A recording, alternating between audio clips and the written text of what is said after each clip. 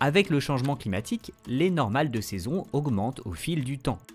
Mais on voit aussi que cette distribution s'aplatit.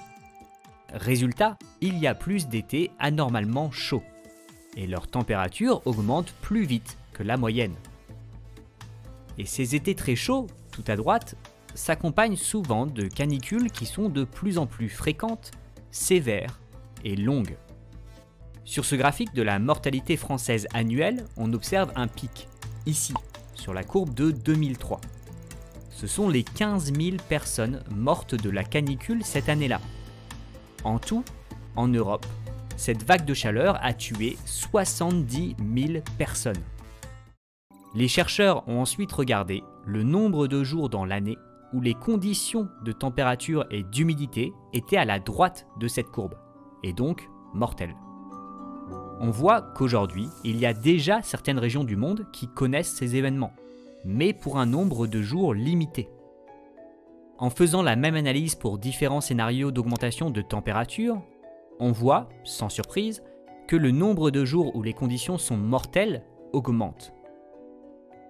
Dans un monde à 4 degrés, ça concerne la majeure partie de l'année pour certaines régions que le changement climatique va rendre littéralement invivables. Or, les zones concernées abritent aujourd'hui des centaines de millions de personnes. Voici donc un aperçu des conséquences pour l'ensemble de l'humanité d'une hausse de quelques degrés. Les zones concernées, et surtout les populations, sont très nombreuses.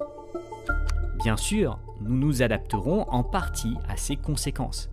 Mais vu le nombre de personnes impliquées, ça ne se fera pas sans difficulté.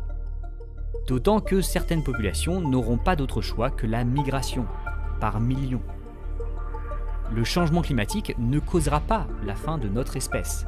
Mais une chose est sûre, chaque dixième de degré aura des conséquences dramatiques pour des millions de personnes.